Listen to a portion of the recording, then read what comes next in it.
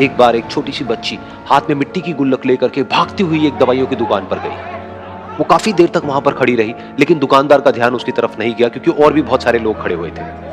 उसने दुकानदार को कई बार बुलाया, लेकिन वहां पर भीड़ इतनी थी कि दुकानदार का ध्यान उसकी तरफ गया ही नहीं।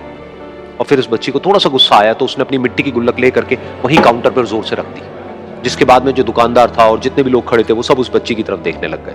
और फिर उस दुकानदार ने उस बच्ची से पूछा, बेटे आपको क्या चाहिए? तो वो बड़े ही भोलेपन से बोली कि मुझे एक चमत्कार चाहिए।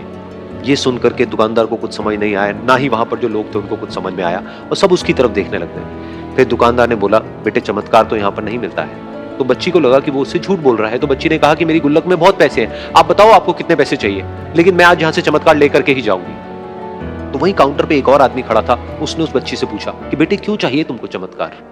तब उस बच्ची ने अपनी कहानी बताई कि अभी कुछ दिन पहले मेरे भाई के सर में बहुत तेज दर्द हुआ, तो मेरे पापा मम्मी उसको हॉस्पिटल ले गए। उसके बाद कई दिन तक मेरा भाई घर नहीं आया। तो मैंने कई बार अपने पापा से पूछा, लेकिन उन्होंने मुझे कुछ नहीं बताया। उन्होंने बार बार यही कहा कि वो आ जाएगा, वो कल आ जाएगा, वो कल आ जाएगा, लेकिन वो आ ही नहीं रहा था। तो मैंने देखा कि मम्मी रो रही है, और पापा मम्मी को कह रहे थे कि उसकी दवाइयों के लिए और उसके इलाज के लिए जितने पैसे चाहिए उतने मेरे पास में नहीं है, अब उसको कोई चमत्कार ही बचा सकता है। तब मुझे लगा कि अगर मेरे पापा के पास में इतने पैसे नहीं भी हैं तो क्या हुआ, मेरे पास में तो है। तो मैंने जितने भी पैसे जोड़ रखे हैं वो सारे लेकर के मैं इस दवाई की दुकान पर आया। फिर उस आदमी ने उस बच्ची से पूछा, कितने पैसे हैं तुम्हारे पास में?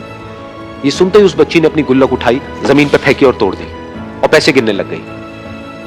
बाकी सब लोग खड़े होकर के उसको देख रहे थे। थोड़ी देर बाद उसने सारे पैसे अपने हाथ में इकट्ठे किए और बोली, मेरे पास में पूरे 19 रुपए हैं। वो जो आदमी वहां पर खड़ा था वो थोड़ा सा मुस्कुराया और बोला कि अरे तुम्हारे पास में तो पूरे पैसे हैं, इतने का ही तो आता है चमत्कार। ये सुनकर के वो बच्ची बहुत खुश हो गई और बोली कि चलो मैं आपको अपने पापा से मिलवाती हूँ।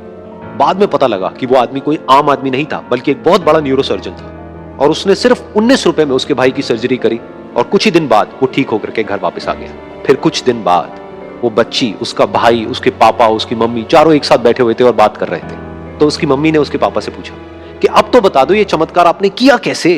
तो उन्होंने अपनी बेटी की तरफ देखा और बोले, ये चमत्कार मैंने नहीं, इसने किया है। तो यहां पर एक बहुत बड़ी बात है जो हम उस छोटी सी बच्ची से सीख सकते हैं कि जिंदगी में कभी कभी ऐसा होता है कि हमको कोई रास्ता नजर नहीं आ रहा होता है और हम लोग हिम्मत हार जाते हैं। तब हमारे अंदर एक बच्चा होता है जो कोशिश करने से कभी भी पीछे नहीं हटता है। वो हार मानने को तैयार नहीं होता है क्योंकि उसको ना शब्द समझ नहीं आता है। वो बच्चा जिसके लिए कुछ भी नामुमकिन नहीं है, क्योंकि वो हर हाल में कोशिश करता ही रहता है।